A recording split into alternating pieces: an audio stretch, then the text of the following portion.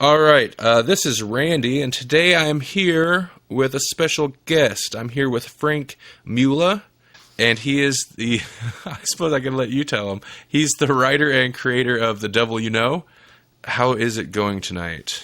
It's going good. Thanks for having me on. I'm looking forward to sitting down and talking to you guys. I've been listening to the podcast, and it's pretty cool what you guys are doing. So, Oh, great. First off, I guess we could start a little bit about your background. Tell us how you got into writing comics. well, I've always been really into comics.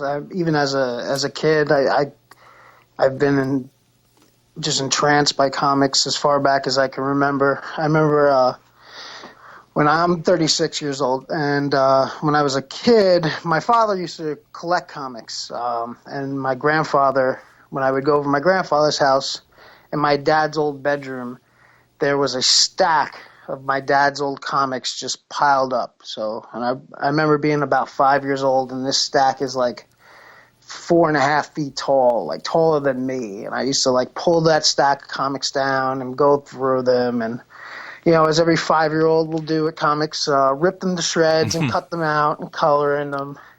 But I remember like some of the first things I remember reading at all is like, Aquaman comics and the old Superpower comics. So comics has just been ingrained into me for as long as I can remember. And I've always really, really wanted to get into it, just didn't really know how.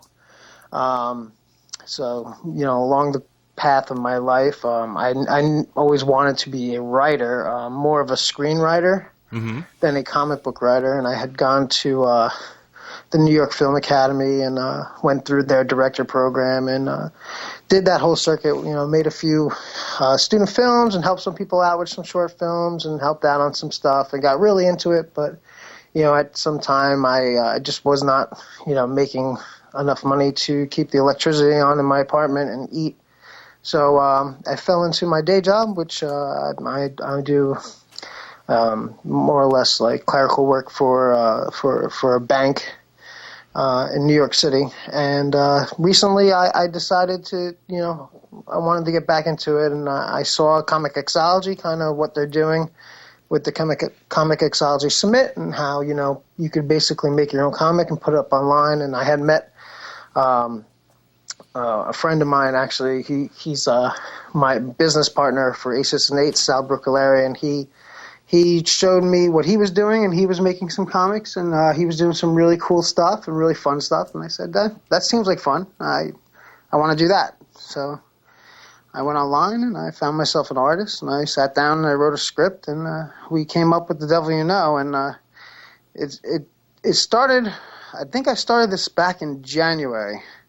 And we finished the book probably in March. We went through the Comixology Submit process a few times, just learning on the fly on how to format things. And I'm sure anybody who's ever gone through that will tell you that they can be really, really tight on their formatting requirements. So we just, had to go fix it and send it back, fix it and send it back. So finally, after a few failed attempts to get the format completely right, it's out for sale, and we're really excited to see what it does.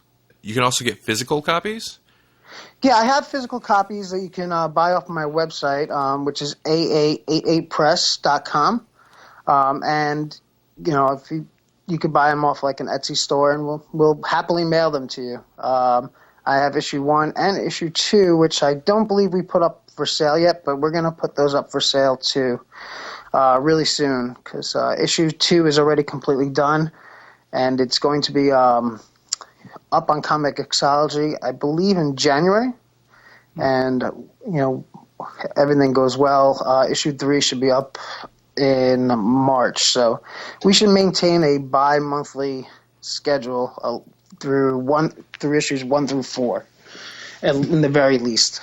And then after that, I believe we may have to take like a 3-month hiatus while I just try to catch back up again. And then, I'll be out with issue 5, 6, 7, 8. So I'm planning on releasing them in 4-issue installments, like trade paperbacks. Mm-hmm. And I'm very committed to making sure that this run goes 12 issues. Okay. So we'll definitely get a full, complete story of Graydon and his adventures in hell. And the way I see it is that I want people who give this series a shot and to try it and like see these characters and like what they're doing. I want to make sure that I give them a complete ride. I know that sometimes with independent comics, one of the pitfalls is that you get issue 1, you read it, you're like, oh, this is really cool, and then issue 2 just never comes out. So I won't do that to people. I'm definitely going to make sure that we have 12 issues, at least. Oh, awesome. Yeah, you totally beat me to a couple questions I had. So I guess before, because I'd also like to probe you about Aces and Eights, but before we get to that, do you want to talk a little bit about The Devil You Know, which is a great title, by the way. Thank you. I love that title. The Devil You Know and kind of your inspiration for it. Sure. So, I mean, the concept goes back for a while ago where I've always kind of had this whole fixation, I guess, between like religious storylines. And it kind of dates back to when I was in the New York Film Academy. I had wrote a short film, and the premise of the film was that God and Lucifer were just walking around New York, and they were kind of friends. And they were talking about like life and philosophy and all this stuff.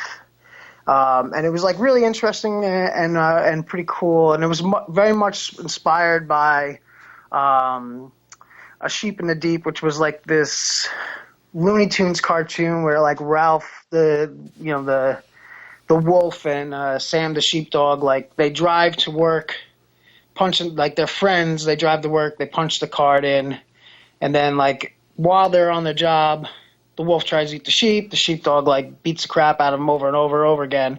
And afterwards, after the day's over, they like punch in the cards and they drive back again in the car as friends. I always was like, oh man, that'd be so it's so funny. Like, what if God and the devil are kind of like that? You know what I mean? Like on their off hours, they don't hate each other. So and that was the basis of that, that short story, which that short film, which we made as a student project back. I believe in like 2002.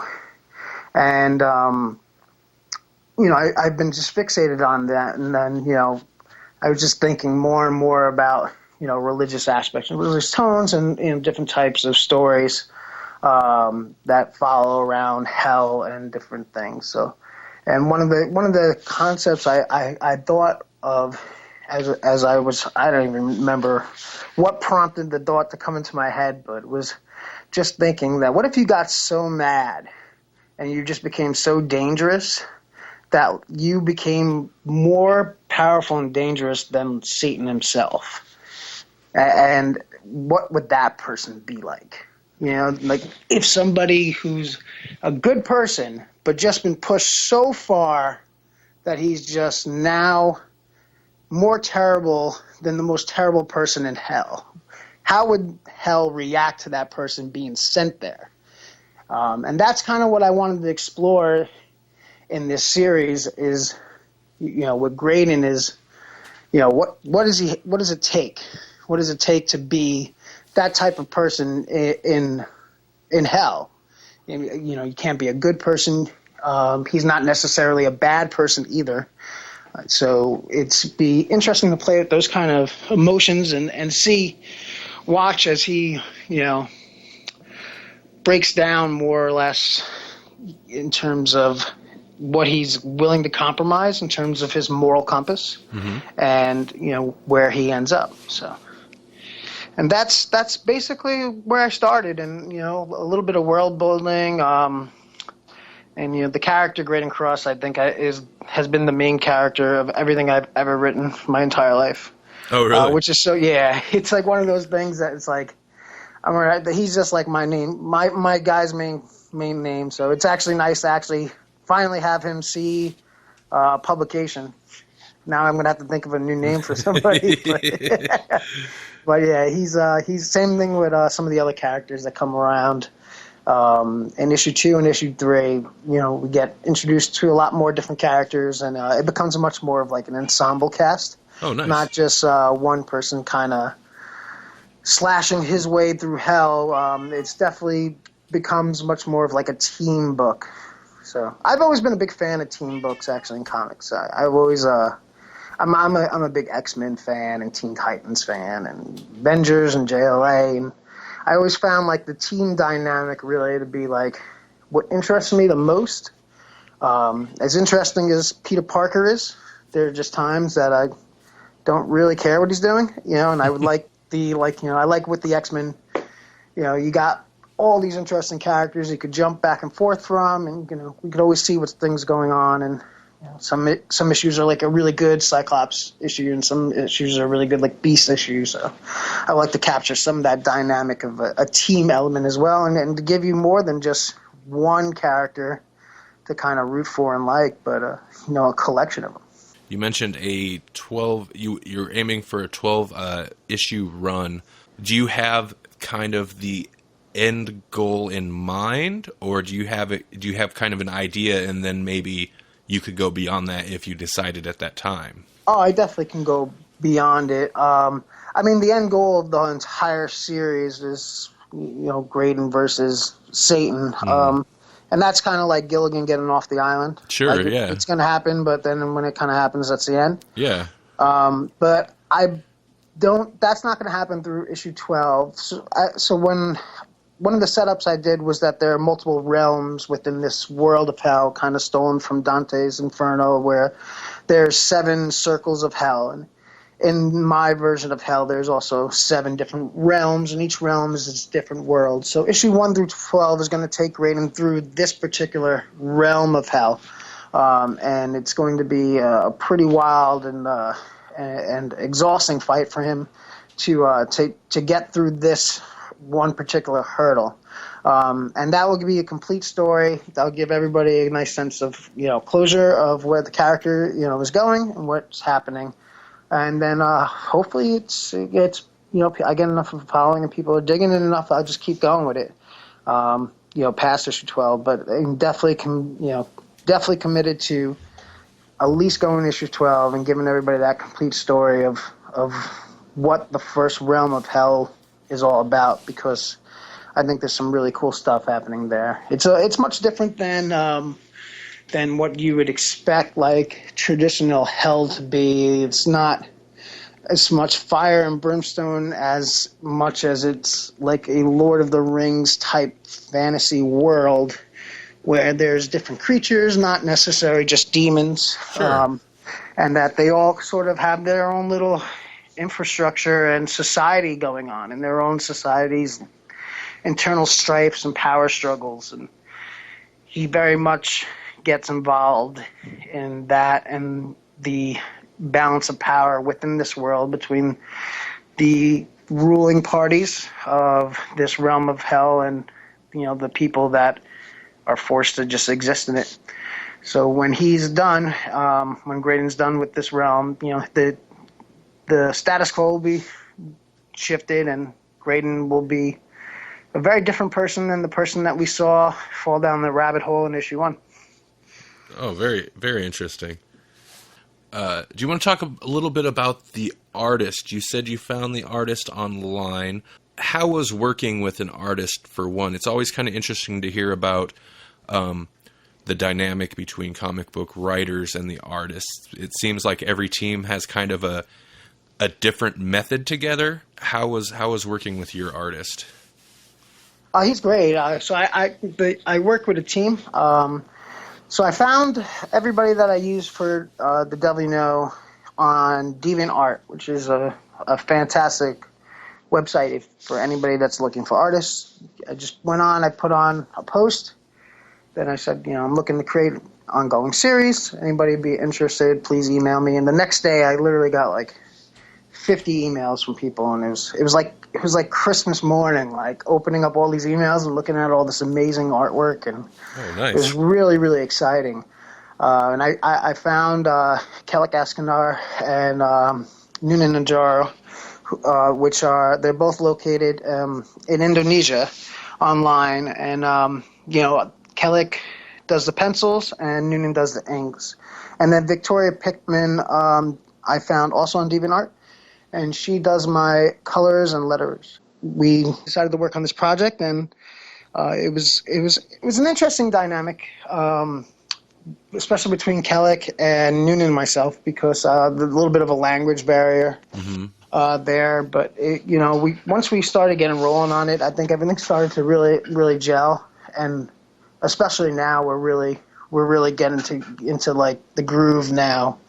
Where we're on point with what we know and what we don't want to know. But it's funny when you work with an artist that English isn't their first language, and you take for granted some words that would not necessarily exist in another country. Sure. I remember there was like a 4-day period where I was trying to explain to him like where the Salvation Army are, and the scene where Graydon throws the money in the Salvation Army bucket, and the Santa Claus is ringing the bell. Okay. And I'm trying to explain to him like, no, in New York City, there's these guys that stand around with bells, and they ring the bell, and I'm sending him pictures, and I don't think he would draw like Graydon dressed as Santa Claus, like ringing the bell. I'm like, no, I don't think you're getting it. But so it's some challenge and some certain things that it's a little bit different. So, but I've gotten we've gotten to a good place between us all of us as well, and Vicky's absolutely great. Who's my colorist and my letterer, and I've asked her to do things on the project that like I don't even think that I would do in terms of like fixing things and rewrites. And I remember we had to go back, and one of the problems we had was that there was you could see pencil lines in the first 2 issues. She had to go back and recolor over all these pencil lines, and I was like, oh, I'm so sorry to ask you to do this. I know there's like you got 44 pages you have to go back and recolor, but we need to recolor these. And she never has a problem. She's great. She's saved this book so many times, and I think every project really needs somebody like her, like just somebody who's just willing to do whatever it takes to keep the project moving, keep it going along. And I'm really, really lucky to have her. Nice. So working with artists is always fun in terms of collaboration and what they bring to the table and what they different things they sort of see. It's fun. I've learned to get a little bit looser with my script. So my first script was like so like rigid and tight. Like he stands here and he's posed like this. This is in the background. This is in the background. And now as I get a little bit more familiar with them, my script's a little bit more looser now because I know he understands the characters, and he's been drawing them for a year now. So he knows them probably better than I do in terms of because he sits there and draws them almost every day, and I'm not exactly writing them every day, so he's ingrained in them. So it's fun to see his takes on certain things and the facial expressions he makes, and I'm looking forward to people seeing the future issues of the book because I think a lot of that really comes through in issue 2 and issue 3 and issue 4. So I wanted to ask about the character design. For one, mainly because I really like the depiction of God. He come across as more like his outfit. He come across more like a wanderer because it was almost like a trench coat type thing as opposed to the typical robes and stuff. Did you kind of let, was it Kellic, yeah. Kellic? Did you kind of let him go wild? Did you have some specific ideas on how you wanted the characters to look? I think a lot of that is him in terms of the actual look of him. I think my character description I gave to him was that he was. I had sent him a picture of like Jeff Daniels as the dude from The Big Lebowski. Oh, nice. And okay. I was like, it's like sort of like the dude meets Gandalf. That's kind of where I was going for, and he kind of came up with that as well. Yeah, I like that a lot too. That like God was not like this. How we would picture him in this robe flying down, but kind of like this wandering homeless person, / old person. I thought it was a great, interesting take, and it was something pretty cool, and it also made him more approachable, I thought, which is what I really wanted to go for. It was that, God sort of just shows up at this point where Graydon has died, and he's giving him like this, he's selling him this pitch, and I thought that it would be an easier pill to swallow if it was this like happy-go-lucky type, the dude, rather than like this omnipotent being that comes down and just tells him what to do. Because I think if you put him in robes and have him float down on like a cloud firing lightning bolts, then that doesn't seem like a guy who's going to ask you to make a choice, much less he's just going to tell you what to do. So that's where we were trying to go with that softer approach, and I like, Kellic deserves most of the credit for that. The stick and the sandals and everything like that. That was a really cool character design he did.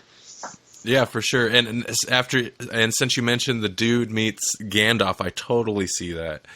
Yeah, I send him pictures of like people, and like that's like really the fun part of it for me too. Is sending, like, I send like a picture and I'm like, oh, this is what I want the guy to look like. I forgot the gentleman's name, but the guy, I don't know if you ever seen the show like White Collar. Oh. Wow. But like that's who like I sent, like Graydon's supposed to be, is like look like this guy, like the guy from the show White Collar, and I'm like, I want him to look like this, but a little bit meaner, and like some of the other characters come along, I send them like celebrities, and it's always so really, really interesting to like see how close he comes to it, mm-hmm. and what he does with it. So he's pretty good. He if you look on, I kept him the what would be the inside cover of the print comic, so it gives you like the little recap. It's right after the cover, and on the physical copies, that's what's the recap page, mm-hmm. and in the background you can see all the character sketches. So those are the actual original character sketches that we did when we sat down and came up with these guys. Not to fish for spoilers, but one thing I was curious about reading I've read the first issue. Do we find out why his family was targeted? Yes, we most definitely will. Awesome. Okay, that was something as a reader. I'm like, oh, I really want to know about, like, I mean, I figured that was kind of setting up a mystery, or at least motivation to be, revealed later on. But yeah, no, there's going to be an interesting twist, or at least what I think is a very interesting twist on why Satan would wander into Graydon's household and murder his family, and there's some really, really interesting stuff going on, and that stuff's going to be addressed somewhere between the like 5th and 8th issue, so somewhere in that story arc. Oh, nice. So the issues 1 through 4 is very much like setting up the world and understanding the rules that this world plays in, and the major players, and introducing everybody to anything, and having gratuitous violence, and also getting to know like Graydon, and getting to know some of the supporting characters, and then the second story arc really builds upon why all that stuff is going on.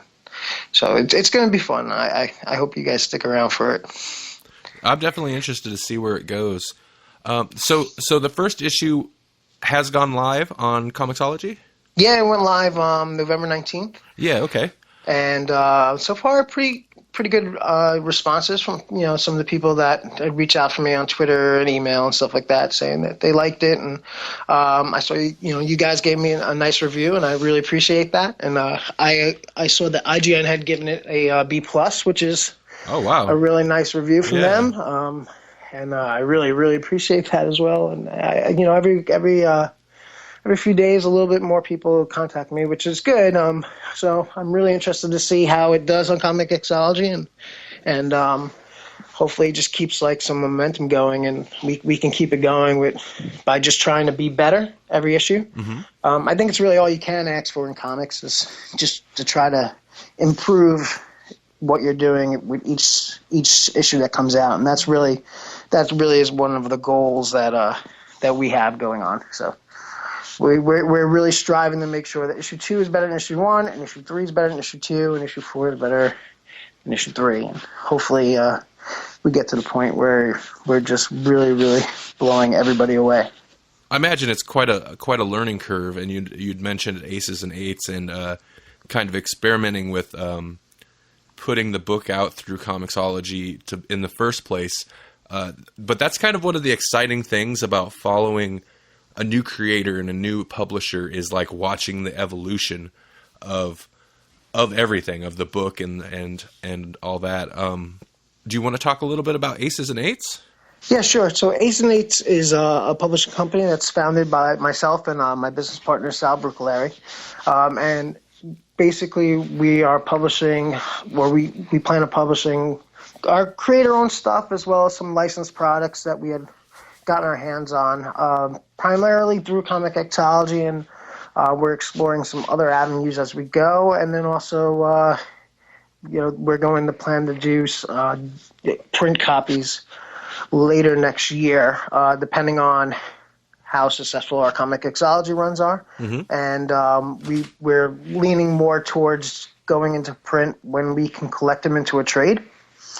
And we have the W Now, which is my project that just recently came out. And Sal has a title that's due out next year called Badassery, which is a really, really cool story about a guy who is the son of an angel and a demon, and he gets adopted, hidden on Earth from God, adopted by a mercenary named, and then the mercenary had named him Bad, and he goes on a hijinks ensued 1980s Stallone / Schwarzenegger type action adventure series movie. And without giving away too much of it, it's a really, really, really fun book, like one of those 1980s type action horror, action movies, and it has like that kind of Deadpool type feel where it winks at the audience, breaks the fourth wall a little bit. So I'm really looking forward to that series as well. And there's another series coming out called Ninja Baseball Man, which is based on a video game that came out in like the 1990s, which was like a Japanese anime type video game where, like the old Teenage Mutant Ninja Turtles game, I don't know if you ever played it, where you and 4 of your friends could play as each turtle, and like it was like a side scroller, smash 'em up. Oh yeah, yeah. The emulator's online. Check it out. It's called Ninja Baseball Batman. Is the actual game. We kind of had to drop Batman because they did not want that in there. But Sure, that makes sense. But it's a really fun game, and it's like that. It's really, really trippy and weird, and it's this guy who's like a ninja, and he has a baseball bat and fights giant gloves, and it's really, really cool. And we have a series coming out there next year about that as well, and really looking forward to that. And then there's a couple other projects that we're cultivating right now, and we haven't quite decided, whether it's going to end up falling under our label or hopefully maybe somebody, a little bit larger than us wants to pick it up. We'd be more than happy to have, one of those companies publish them instead of us. So we're looking forward to some of the stuff we're doing and trying to push our way into the marketplace and then make us a brand that at least, some people recognize. Yeah, awesome. And one of the projects that I'm working on as well, which is another title I'm working on called Fall Streak, which Issue 1 should be completed sometime by the end of December, is also most likely going to be an Aces and Eights book, unless it gets picked up by a larger publisher. And that's really different than what, like, the W knows all about. Without giving away too much about it, it's like a really, really trippy, weird, like kind of like The Leftovers, about like, it's basically about something like an event called Cloud Emptying, where like a cloud would fall down and hit this house and basically freeze everything inside of it. And, within this scenario, this town is just like reeling from this like really tragic events of this cloud emptying and hitting this house. And there's about these 2 kids and their reactions to this, and, this really weird stuff that starts to happen afterwards, and it's like kind of like a X-Files meets the Hardy Boys type story. So that's another thing that's going to be coming out pretty soon. And on my Twitter account, I'll start posting some pictures. And I got an artist that's working on it with me called Tyler Souls that is just fantastic on it, and I'm really looking forward to that as well. So we're really happy about some of the stuff that's coming out next year, and I'm probably not doing it justice explaining it all because pitching has never been my strong point. But it sounds like some awesome concepts, man. You've definitely got my interest on them. Well, I thank you, man. I'm really proud of a lot of them, and pay attention to our Twitter account and our Tumblr account, and we'll be posting like random pictures and stuff like that, kind of leading up and trying to build a little bit of momentum going forward, so that when they do become available, people recognize and know what's going on. Twitter account. What are your Twitter accounts there? Sure. The Twitter account is at AA88 Press. And our Tumblr is AA88press.tumblr.com. And you can also go to our website, which is AA88press.com. So aces and eights. Just 2 A's, 2 8's, and press. Awesome. Yeah, that was our genius philosophy of naming the company. I was like, if they ever listed alphabetically, we'll always be first. It's a great name. Nice. That's some marketing right there. Yeah, that was my strategy with it. But now I feel like I'm like, oh, Aces 8 Press, and people are like, oh, AA88 Press. Yeah, I know who you are. So hopefully it works.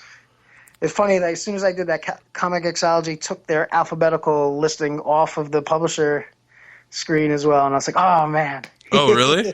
Yeah. I was like, oh, that was our whole strategy. Oh, well, at least we got the name, and I think it sticks, and it's pretty easy to remember. So, Just wanted to tell you guys that I really, really do appreciate you guys reaching out and having me on. It's great to get the word out, especially when you're an independent creator like this.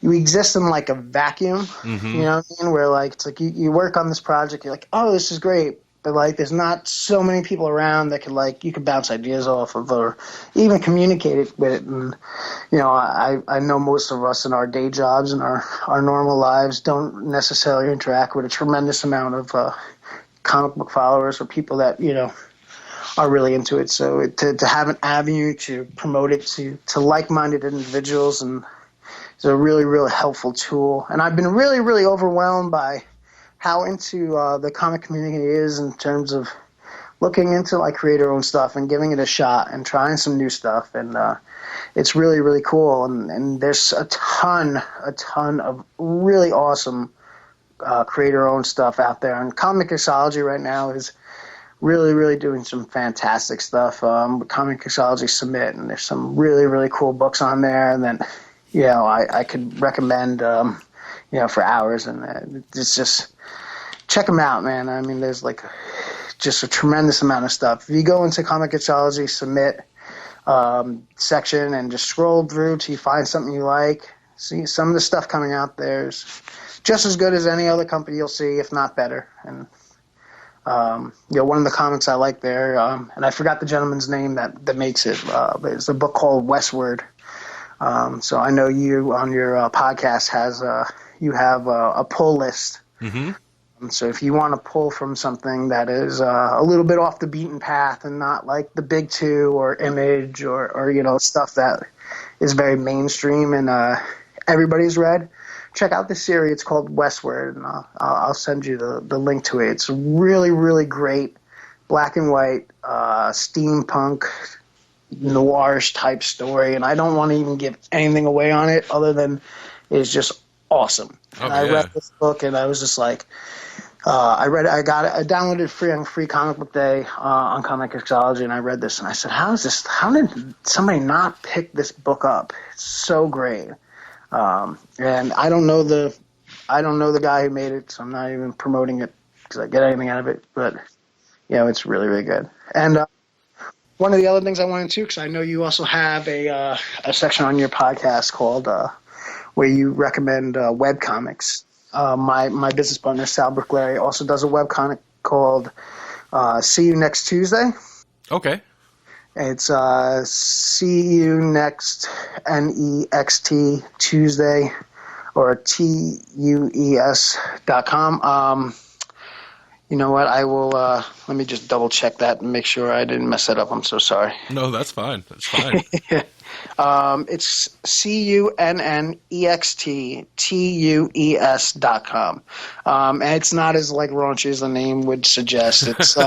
It's about the Bride of Frankenstein in the monster community trying to solve a murder, and it's a really cool noirish type black and white story where the Bride of Frankenstein is running around and all these weird mystical creatures are attacking her, and there's this really mysterious crime she's trying to solve, all the while her ex-husband, Frankenstein, is like a mob boss and has a hit out on her, and they're pretty deep into that story. So there's a good 50-something pages I think on there, and give it a try if you're looking at webcomics, and hear about it on the podcast if you get a chance. Yeah, I'll definitely check that out too.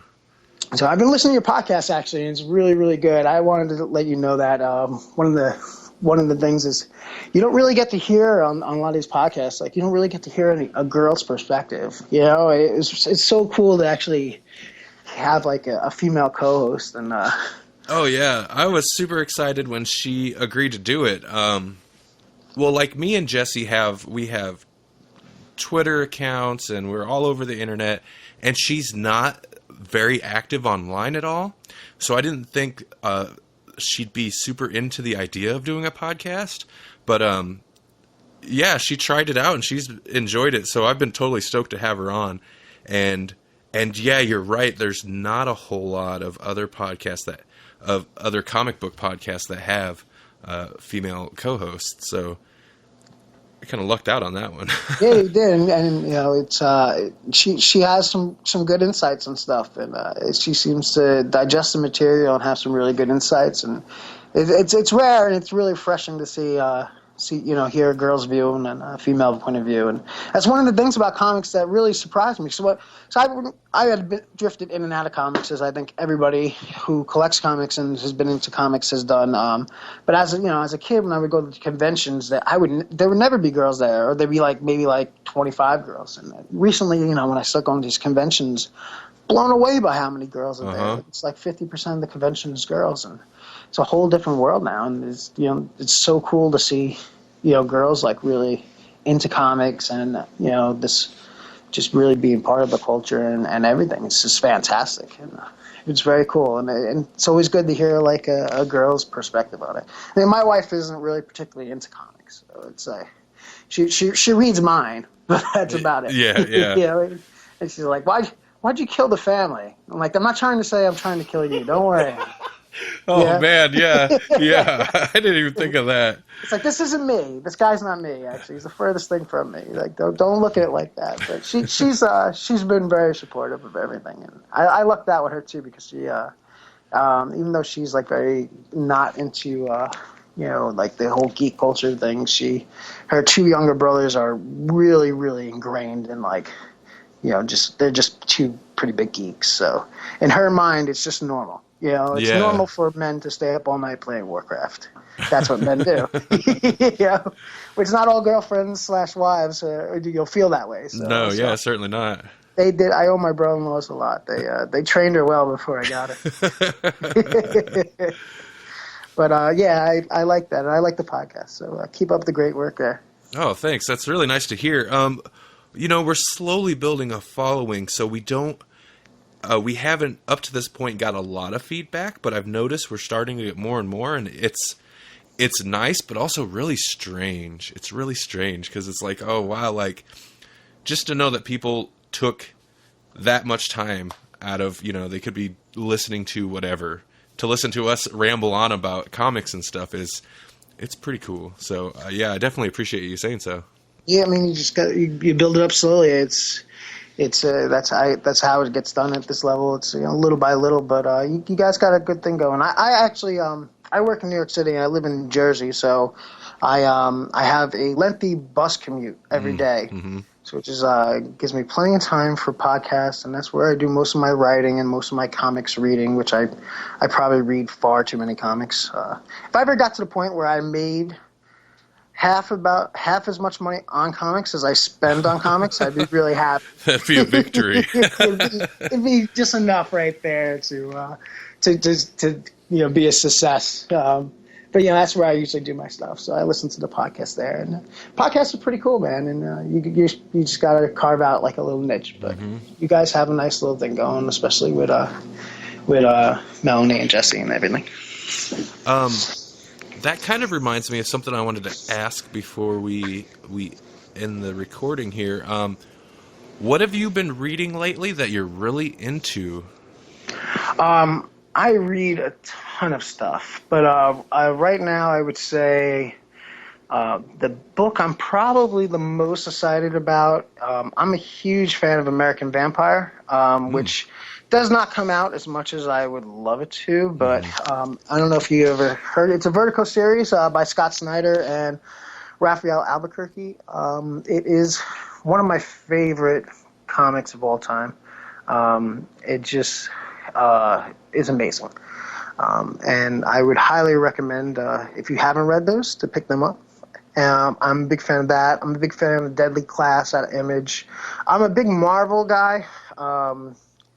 So I pick up like X-Men. I really like what Bendis is doing on the Uncanny X-Men and All New X-Men and stuff like that. And, I read Avengers, and I have a little circle of friends, and we have this whole... I actually don't buy print comics anymore. So I have 10 long boxes filled with comics in my mom's basement from like when I was a kid. And she's like, she's like, you need to take these back. I'm like, I have nowhere to put these. And she's like, well, do something with them. I'm like, I can't throw them away. So I'm like, I can't add to the 10 long boxes anymore. So I've completely abandoned print comics, and I do all digital. But I know I have a little circle of friends, and what we do is a little trade-off, an iPad like swap. Oh, sure. We swap like iPads every once in a while, and we like read all each other's comics on there and stuff like that. So between my circle of friends, I read almost everything that comes out right now. But Deadly Class, which is Rick Remender, I'm a huge fan of Rat Queens. That's also an Image book. I love the artist on there. Is a gentleman by the name of Rock Up Church, and that's a really cool like. Rat Queens is a really cool fantasy, like a World of Warcraft type world, but it's like this collection of all the characters of these girl characters, and they're like mercenaries, and they go about like in this city attacking ogres and all kinds of stuff, and it's really funny and really beautifully drawn and really, really cool. I definitely recommend that series as well. And even though I grew up a very, very, very big DC fan, I haven't read too much DC since the New 52. I know you guys had just gone through like Swamp Thing, and that's actually one of the books that I'm reading right now is Snyder's Swamp Thing, and it's pretty good. I'm kind of the resident Swamp Thing fanatic. And I'm a pretty big fan of Scott Snyder, but I think Swamp Thing, the New 52 Swamp Thing, really improves when Charles Soule takes over? Yeah, I think so. Because Snyder's run gets really bogged down in that Rot storyline. Sorry, go ahead. Yeah, well, you know what? I had read the Alan Moore books. Actually, I believe like my dad may have given them to me as like a kid. And I think I had read them at an age where my mind was just too young to process like any of that stuff. You know what I mean? Yeah, sure. So, like, at that point in my life, like anything past like Superman punching people in the face was probably going to go over my head. So I need to go back and actually reread them. But yeah, I definitely am a big fan of Charles Soule, and I like his stuff. He's an interesting cat. I don't know if you ever heard any of his podcasts and stuff like that, but no, actually, I listened to a lot of podcasts, and I have not caught any like interviews or anything with him. He writes like 8 books a month, and he's like a full-time lawyer. It's pretty impressive. He's a pretty impressive dude. I'm kind of bummed because I'm reading mostly DC. Of course, most of the books he is doing are over at Marvel. Yeah. But next year he signed a Marvel exclusive deal. So next year he's jumping off of Swamp Thing, and he'll be just writing Marvel.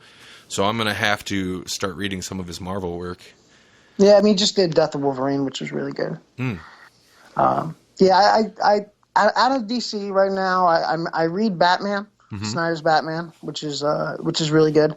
And I really loved Brian Azario's and oh God, I forgot Chang is his last name. I forgot the gentleman's first name. But their run on Wonder Woman, which was really, really, really awesome. Oh yeah, I have not checked it out, but I've heard really good things about that. I have read comics since I was 5 years old. I've never once picked up a Wonder Woman comic. There was just never any appeal of Wonder Woman to me. Mm-hmm. I enjoyed her in the Justice League. You know, she was one of those characters that like I always enjoyed in like a team setting, but I could never like see myself reading a book about them. But you know, when this series had come out, it had gotten some buzz, and one of the gentlemen in my group of my comic sharing circle picked up like issue 1 through 4 on Comixology, and I read them, and I was like, oh yeah, this is pretty good. And he's just like, oh, you like it? I'll just give you all of them. He picked up all of them. I was like, that's great, and it's really, really good. That's one of my favorite stuff right now, and it's sad to see that it's ending or it's ended, but it was a good run. Mm-hmm. Saga's really good too. If you ever read Brian K. Vaughan, I know you go back. So you guys are reading like I think the most recent podcast you guys did was you guys are talking about Marvels. Yeah. So I don't know if you've ever you know heard of Why the Last Man, but that was one of the comics that was probably one of the most influential storylines in my life. Mm-hmm. It definitely was the first comic I ever really read that wasn't a superhero comic. And it was like, I remember my brother had come home with it one day, and I said, what is this? He's Why the Last Man? I don't know. Why is there nobody in a costume? You know, and he's like, just check it out. It's pretty cool. And I remember reading it, and it was like the volume 1 paperback. I was like, get in the car. We need to go get every one of these right now. Like, it was one of the most influential like storylines of my life. And I need to check that one out. It's on my list of shame. Melanie blew through that whole series real fast. She really liked it. I'm not sure if Jesse's read it. I would assume he has. But yeah, that's definitely on my list of shame. I need to read it. It's definitely a series that like once you start reading, you're just gonna call like out of work and like sit there and just you know what I mean? Yeah. Like, I can't watch the children, honey. I gotta read Why the Last Man. But yeah, definitely check that out. And you know, I'm reading a bunch of stuff. That book Westward is really, really good. Create your own stuff. There's a book Rogues I like a lot. That's done from these gentlemen, and they do. The gentleman's name is El Toro, and he's out of Spain. It's Amigo Comics, and it's a fun creator-owned comic mixology submit series about a barbarian and a bandit. They go on these kind of adventures, and it's really campy and really cool, and you know, there's like gratuitous nudity and fighting and all kinds of Mr. T shows up. It's just really weird. I like randomness like that. Uh-huh. I'm a big fan of like Family Guy humor. Yeah, where like all of a sudden like just where you know William Shatner come from? I don't know, but just go with it. And that's a really cool book as well. So tons of stuff, man. But you know, those are my favorites right now, and I'm sure I could stay up all night, which is I'm sure you know people don't want to hear me ramble about it forever. But I could talk about comics all night. Was there anything else you wanted to get to? No, just wanted to tell anybody who's listening, you know, I really appreciate all the support the W Know has gotten, and if you haven't had a chance to check it out, you can find it on Comixology. It's the W Know, and my name is Frank Mula, Mula. You can find me on Comixology, or you can go to our website. It's AA88Press.com. And you could find links to all our comics there, and there's 6-page previews for our books, including The W Know and Badassery, which is on there as well. And we'll be posting a preview for issue 3 really soon, which I'm really excited to put out there. And then I just want to tell everybody if you could pick it up and stick with it. If you can stick with it, I'm doing my best not to disappoint you guys. And I really appreciate to everybody who gave it a shot. I would love to hear anything. If you want to send feedback, my email is frankmula78@gmail.com. It's frankmula78@gmail.com. I would love to hear feedback. Even if you want to tell me you hated it and I owe you $2, but I love. If anything, this conversation should show I just love talking comics. Oh yeah, man, for sure. So I mean that would be really cool. And it's really cool, and then thank you guys. Thank you for having me, Randall. It's really cool, and it's really nice getting to talk to you. Thanks again, man. I really enjoyed talking to you, and you have a good evening. You too, man.